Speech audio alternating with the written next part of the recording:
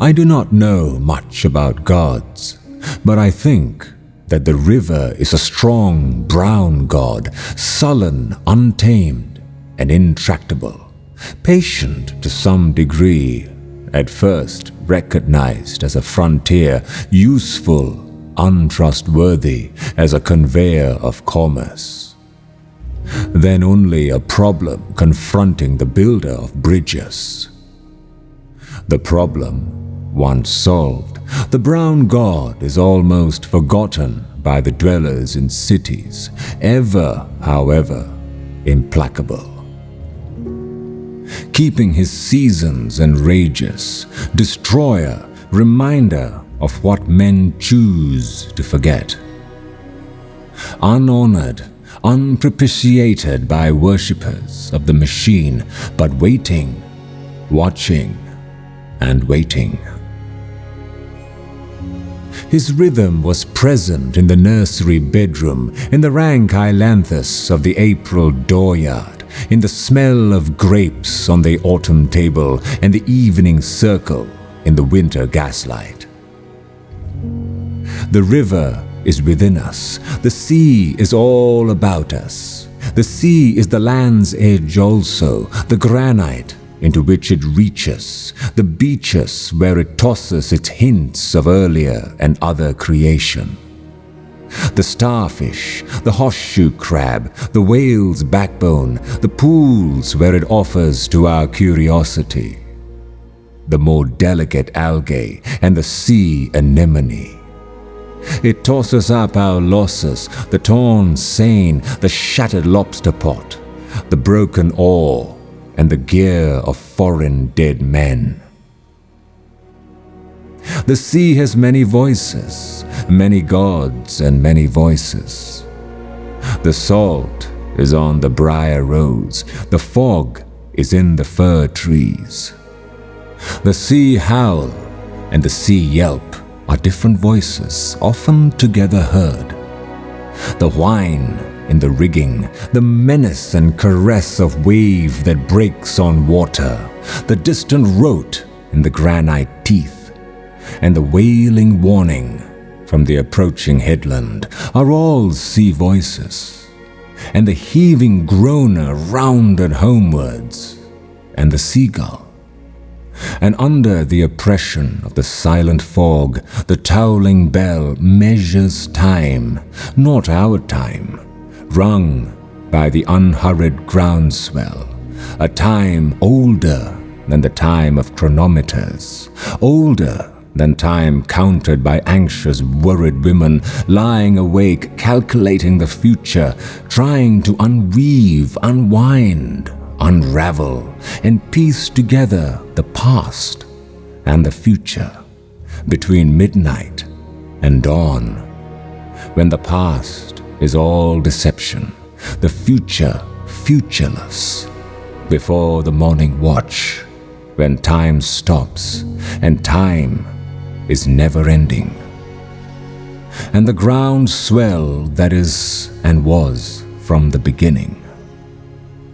Clangs the bell. Where is there an end of it? The soundless wailing, the silent withering of autumn flowers dropping their petals and remaining motionless.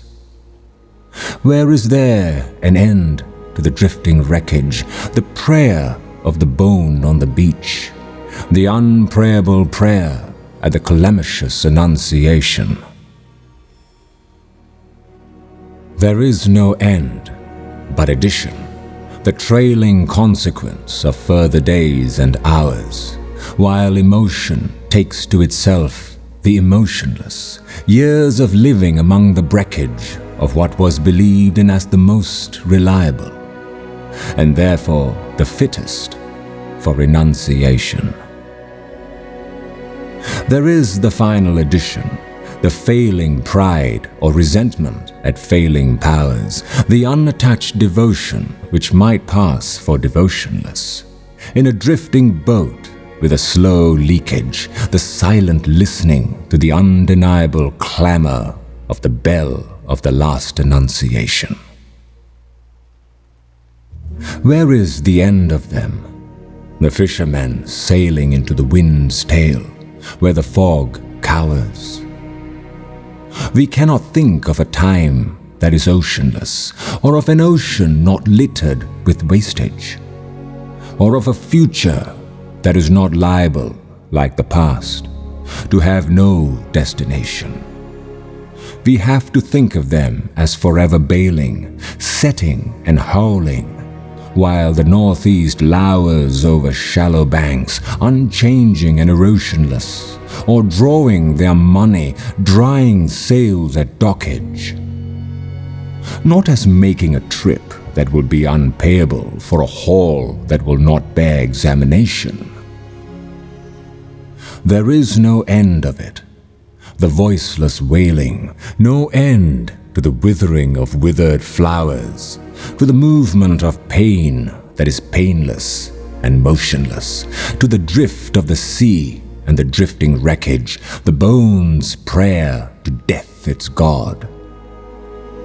Only the hardly, barely prayable prayer of the one Annunciation. It seems, as one becomes older, that the past has another pattern and ceases to be a mere sequence or even development. The latter, a partial fallacy encouraged by superficial notions of evolution, which becomes, in the popular mind, a means of disowning the past. The moments of happiness, not the sense of well-being, fruition, fulfillment, security or affection, or even a very good dinner, but the sudden illumination. We had the experience, but missed the meaning.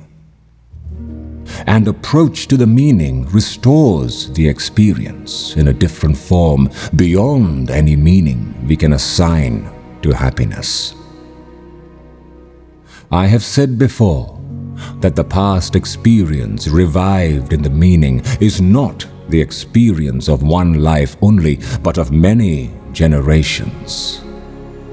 Not forgetting something that is probably quite ineffable. The backward look behind the assurance of recorded history, the backward half-look over the shoulder towards the primitive terror. Now we come to discover that the moments of agony, whether or not due to misunderstanding, having hoped for the wrong things or dreaded the wrong things, is not in question, are likewise permanent with such permanence as time has. We appreciate this better in the agony of others, nearly experienced, involving ourselves, than in our own. For our own past is covered by the currents of action, but the torment of others remains an experience unqualified, unworn by subsequent attrition. People change and smile, but the agony abides.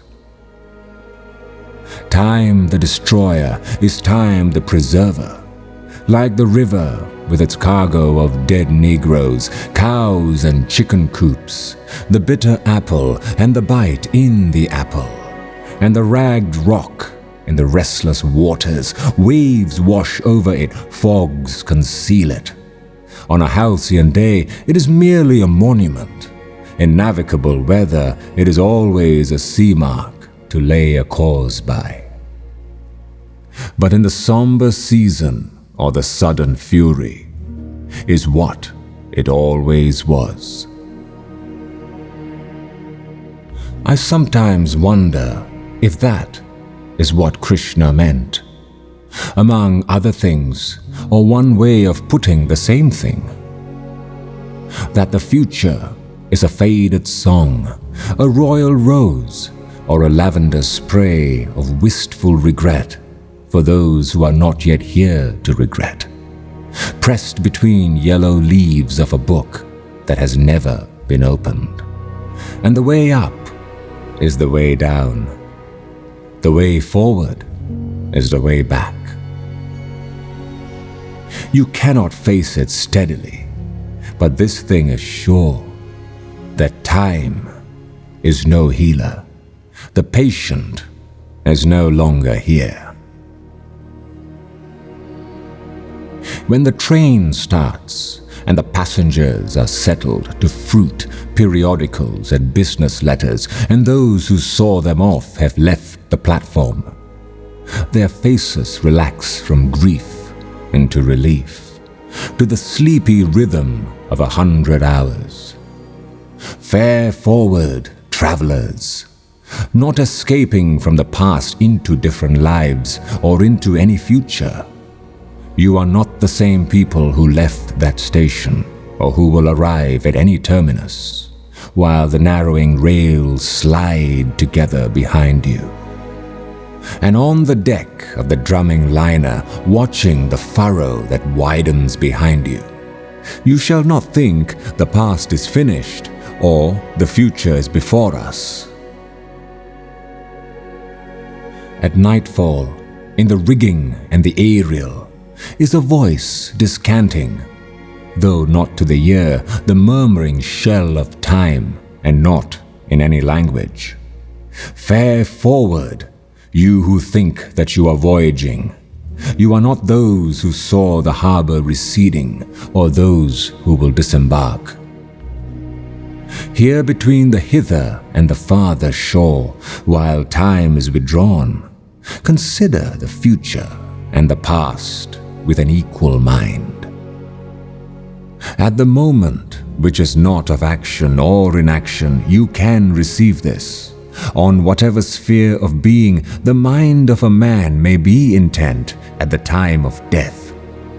That is the one action, and the time of death is every moment, which shall fructify in the lives of others, and do not think of the fruit of action. Fare forward, O voyagers, O seamen, you who come to port, and you whose bodies will suffer the trial and judgment of the sea, or whatever event, this is your real destination. So Krishna, as when he admonished Arjuna on the field of battle. Not farewell, but fare forward, voyagers. Lady, whose shrine stands on the promontory, pray for all those who are in ships, those whose business has to do with fish, and those concerned with every lawful traffic, and those who conduct them. Repeat a prayer also on behalf of women who have seen their sons or husbands setting forth and not returning. Filia del tuo filio, Queen of Heaven. Also pray for those who were in ships and ended their voyage on the sand, in the sea's lips, or in the dark throat, which will not reject them, or wherever cannot reach them the sound of the sea bell's perpetual angelus.